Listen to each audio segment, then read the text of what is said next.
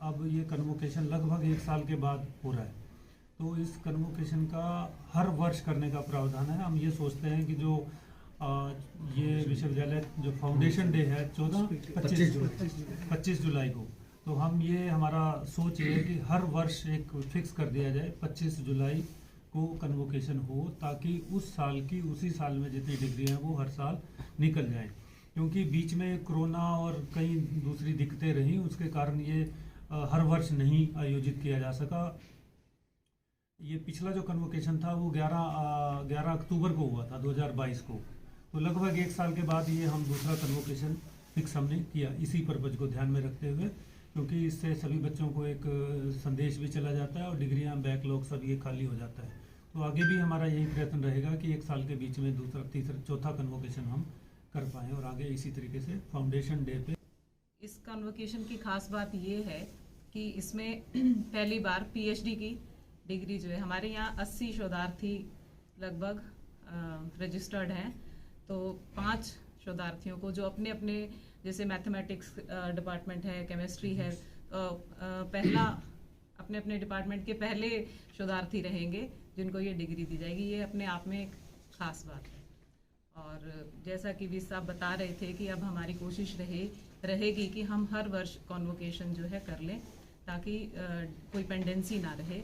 और इसी दिशा में, क्योंकि पिछले वर्ष लगभग 12 या 13 महीनों के बाद ये कॉन्वोकेशन जो है हम कर रहे हैं, और आगे भी कोशिश करेंगे कि विद इन 1 ईयर हम कॉन्वोकेशन करते रहें। कुछ चीज़ें हो जाती है, हमने डिसाइड किया था कि फाउंडेशन डे के दिन ही कॉन्वोकेशन कर लिया करें, लेकिन कई बार कुछ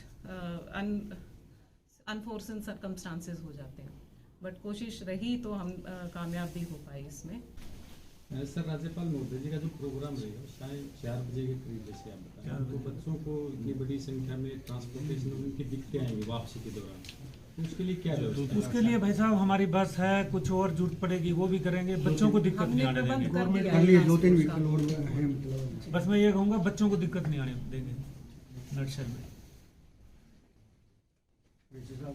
भिवानी को मिनी क्यूबा के नाम से जानते हैं, और खिलाड़ियों ने चाहे बेटियां हों चाहे बेटे हों काफ़ी देश में विदेश में नाम किया है। क्या आने वाले समय में किसी खिलाड़ी को मानद उपाधि दी जाएगी? का एक ऑब्जेक्टिव है टू प्रमोट स्पोर्ट इस एरिया में, और उसमें आप देख रहे हो कि यहाँ पर हमारे पिछले 4-5 सालों में लगातार उत्कृष्ट प्रदर्शन हो रहा है विद्यार्थियों का, चाहे वो राष्ट्रमंडल के खेल हो, एशियन गेम्स हो, या खेलो इंडिया हो, या इंटर यूनिवर्सिटी चैम्पियनशिप हो। इसमें हमारे चाहे वो लड़के हों लड़कियां हों, उन्होंने मेडल्स लिए हैं, लगातार संख्या बढ़ती जा रही है। और जितने यहाँ के ऐसे होंगे या जो राष्ट्रीय स्तर के अच्छे खिलाड़ी होंगे, उनको कभी भी हम ये दे सकते हैं। हमें कोई ऐसा वो नहीं है, चाहेंगे भी हम स्पोर्ट्स को बढ़ाने के लिए। इस साल का कैलेंडर भी समर्पित है खेलों के लिए? हाँ जी, कैलेंडर भी समर्पित है खेलों के लिए? हाँ जी, हाँ जी, हाँ जी, हाँ जी। इस विश्वविद्यालय का तो अच्छा करेंगे ही, स्पोर्ट्स विशेषकर उसमें हमारे फोकस में है। और विकसित भारत, युवा शक्ति को सही तरीके से तराशना, उनको रोजगार के लिए उनके लायक बनाना, ये सारी की सारी इस विश्वविद्यालय की प्राथमिकताओं में से है। छोटी मोटी ये विवेकानंद जी ने कहा था, अपने उद्देश्य के ऊपर लगे रहो, जागते रहो, करते रहो, जब तक करते रहो जब तक कि उद्देश्य पूरा ना हो जाए। ये सारी हर्डल जो आप बता रहे हैं तो बहुत छोटी छोटी सी चीज़ें हो जाएंगी दूर आप सबके उससे। और आप सबको नेशनल यूथ डे की बधाई हो। तो इस पर हम इसका अनावरण भी कर रहे हैं हम सबके साथ। पार्क यहाँ पर साथ में बना है। हमारा उद्देश्य यही है कि जो समृद्ध भारतीय ज्ञान परंपरा है, चाहे वो योग हो, चाहे आयुर्वेदा हो, या और किसी भी क्षेत्र में आप सब जानते हैं भारत का रहा है, उसमें से आज के दिन जो बच्चों की एक सबसे ज़्यादा ज़रूरत है कि हमें उन बच्चों को स्वस्थ रखना है और उनकी जीवन शैली एक ऐसी जीवन शैली करनी है जो प्राकृतिक हो, प्रकृति से मैच करती हो। क्योंकि जैसे ही प्रकृति से हम दूर या उसमें एडजस्टमेंट की प्रॉब्लम आती है तो प्रकृति किसी को बख्शती नहीं है, ये है। तो उसी चीज़ को ध्यान में रखते हुए आयुर्वेदा को प्रमोट करते हुए यहाँ पर एक हर्बल पार्क बनाया है, विकसित हो चुका है। उसमें नए नए पौधे हम लगाते जाएंगे। आपके पास भी किसी के पास यदि आयुर्वेद से संबंधित कोई पौधा हो तो वो जरूर वहाँ पर लगाए। ये आपसे मैं आपके माध्यम से सभी को आग्रह भी करता हूँ। और यहाँ पर एक आरोग्य कक्ष दूसरे हमारा जो डॉक्टर हरगोविंद खुराना भवन है, उसमें एक आयुर्वेदा का हमने एक आरोग्य केंद्र बनाया है, जिसमें हर तरह की संपूर्ण रूप से प्राकृतिक चिकित्सा हो, मानसिक रूप से भी शारीरिक रूप से भी, आयुर्वेद भी हो। और एक उम्मीद के नाम से साइकोलॉजी डिपार्टमेंट में हमारा एक काउंसलिंग सेंटर चलता है, वो भी हो। उसके साथ साथ फिजिकल एजुकेशन में योगा की हम देते हैं, वो भी वहाँ पर। सो योगा, आयुर्वेद और उम्मीद साइकोलॉजिकल, तो मानसिक, शारीरिक और बौद्धिक रूप से व्यक्ति का विकास हो, बच्चों का विकास हो, ये हमारी एक सोच है। इस पे हमने वो शुरू की है। इसका बच्चों सबको को फायदा भी होगा। पर्यावरण से जोड़ने के लिए हमने आप एक हर्बल पार्क जरूर देखिएगा। जब आप वहाँ जाएंगे तो हर्बल पार्क के बिल्कुल साथ ही एक जो खुली जगह है, वहाँ पे हमारे पीएचडी के जो शोधार्थी हैं, उन्होंने फ्रूट का हर एक शोधार्थी एक एक फ्रूट का पौधा उन्होंने लगाया है और वो उसकी पूरे अपने शोध के दौरान उसकी सेवा करेंगे। वो उसके नाम से ही है। जियो टैगिंग हम करने वाले हैं, हर बच्चे को अपने पौधे की पहचान है। और इसके अलावा हम सघन वन क्षेत्र भी एक एरिया आइडेंटिफाई करके वहाँ सघन वन क्षेत्र बनाएंगे उसको। बच्चा जैसे ही रिसर्च में लेगा, उसका रजिस्ट्रेशन होगा, पेड़ लगाएगा, टैग मिलेगा, जब सबमिट करेगा तब वो 2 साल 3 साल मिनिमम लग जाते हैं। उस 3 साल के बाद फिर वो देखेगा, फोटो लगाएगा, और 3 साल में उम्मीद करते हैं बहुत सारे पेड़ तो लगभग अच्छी स्थिति में आ जाते हैं, फल भी देने लग जाते हैं कहीं तो। दीक्षांत समारोह की बात करिए, दीक्षांत समारोह, इसके लिए 14 तारीख को हम एक जो रिहर्सल कर रहे हैं, उस रिहर्सल में एक तो विद्यार्थियों को, सभी स्टूडेंट जो डिग्री होल्डर्स हैं, उनको सीट नंबर्स और उनको पोजीशन बताई जाएगी कि उन्होंने आगे कहाँ बैठना है और उनको किस तरह से डिग्री लेनी है कैसे। और सभी स्टूडेंट्स के साथ डिपार्टमेंट वाइज जो टीचर होंगे वो साथ होंगे एस्कॉर्ट करने के लिए, गोल्ड मेडल के साथ भी, पीएचडी होल्डर्स के साथ।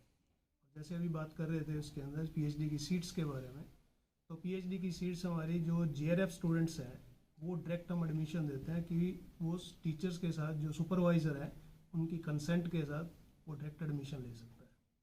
और बाकी जो स्टूडेंट्स हैं वो थ्रू एंट्रेंस टेस्ट और नेट बेस पे वो एडमिशन ले सकते हैं। तो ये हमारा पीएचडी का वो है। जैसे अकॉर्डिंग 80 मैडम बता रहे हैं, जैसे 80 शोधार्थी हमारे अभी हैं, और कुछ अभी स्टूडेंट्स ऐसे हैं जिनकी पीएचडी की जो थीसिस है वो सबमिट भी होने वाली है।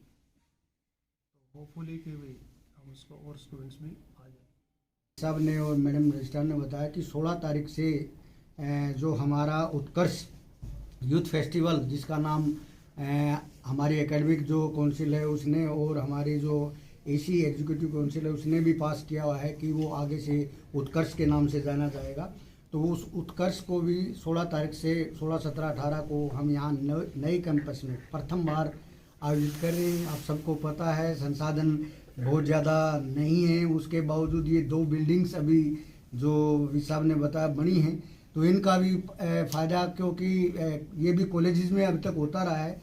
5th हमारा यूथ फेस्टिवल है 5वां, और ये 4 जो यूथ फेस्टिवल हुए हैं वो कॉलेजों में हुए हैं अभी तक। हमारा दूसरा ध्येय कॉलेजों में ऑर्गेनाइज करने का ये भी रहा है कि वो इसी का एक पार्ट है, केवल कैंपस तक ही विश्वविद्यालय नहीं है, विश्वविद्यालय के जितने भी संबंधित कॉलेज हैं वो भी विश्वविद्यालय का एक भाग है। तो हर कोने में, हर भाग में यदि कोई चीज़ ऑर्गेनाइज की जाती है तो उसका बेनिफिट जो है वो ज़्यादा बच्चों तक पहुंच पाता है। तो उस उद्देश्य से, और अब की बार बच्चों की डिमांड थी, विश्वविद्यालय के जो कैंपस के विद्यार्थी हैं उनकी भी डिमांड थी कि इस प्रकार की एक एक्टिविटी कैंपस में भी। तो 16 तारीख को उसका उद्घाटन, वैसे तो विधिवत उद्घाटन 16 तारीख को करेंगे, जैसे विज साहब ने बताया कि 15 को राज्यपाल महोदय के द्वारा उनका जो है इनॉग्रल किया जाएगा उस युद्ध उत्कर्ष का। और 16 तारीख को डॉक्टर रणपाल जो चौधरी रणवीर सिंह विश्वविद्यालय के कुलपति हैं वो उसमें चीफ गेस्ट आएंगे। विज साहब उसको प्रिजाइड ओवर करेंगे उस फंक्शन को। मैडम जी की उनकी विशेष उपस्थिति उसमें रहेगी। तो उसमें बहुत सारी जो एक्टिविटीज़ बच्चों के लिए ज़रूरी हैं उनके ऑलराउंड डेवलपमेंट के लिए, वो सारी एक्टिविटीज़ यूथ फेस्टिवल के माध्यम से, वो चाहे हमारी प्राचीन एक्टिविटीज़ रही हैं या आधुनिक अभी जो रही है वो सब करेंगे। और यहाँ से बच्चों को सेलेक्ट करके 9 से 12 फरवरी जो कि रोहतक में नॉर्थ इंडिया यूथ फेस्टिवल जिसका आयोजन किया जा रहा है रोहतक के द्वारा, महर्षि दयानंद विश्वविद्यालय रोहतक द्वारा, उसमें वो बच्चे भाग लेंगे। और हमारे लिए तो बड़े सौभाग्य की बात है कि हमारे बच्चे प्रथम बार जब भाग लेके आए थे तब भी उन्होंने नॉर्थ जोन में और ऑल इंडिया में स्थान प्राप्त किया था। अब की बार हमें और ज़्यादा उम्मीद ये है कि ज़्यादा बेटर तरीके से और अच्छे तरीके से वो बच्चे वहाँ परफॉर्म करें। एक और इसी कड़ी में एक और मैं आपको खुशखबरी देना चाहूँगा कि विश्वविद्यालय की तरफ से north India handball women championship का आयोजन भी 18 तारीख से 21 तारीख तक आदर्श महिला महाविद्यालय भिवानी में किया जा रहा है, जो पूरे नॉर्थ इंडिया की हैंडबॉल की महिला खिलाड़ियों की जो टीमें हैं, लगभग 30 टीमें उसमें भाग लेने जा रही हैं, जिसका 18 तारीख को ओपनिंग सेरेमनी होगी हमारे आदर्श महिला महाविद्यालय में और 21 तारीख को उसका समापन होगा। और इनके अंदर हमारी कोशिश है कि AIU जो एसोसिएशन ऑफ इंडियन यूनिवर्सिटीज़ जो सभी हैं, जिसका विशेष वो रहता है कि किस प्रकार से कोई आयोजन किया जाए, वहाँ से कोई ना कोई प्रतिनिधि तो इनमें पहुँचे। अभी हमारी कोशिश है और अभी कंसेंट मिली भी है, तो उम्मीद है कि 18 तारीख को कहीं ना कहीं AIU से भी हमारे मध्य यहाँ उपस्थित होंगे, तो उनके माध्यम से थोड़ा सा बच्चों को और ज़्यादा प्रोत्साहन मिलेगा और बच्चे भी ये मानेंगे कि हमारी जो पहुँच है वो ऊपर तक पहुँची है।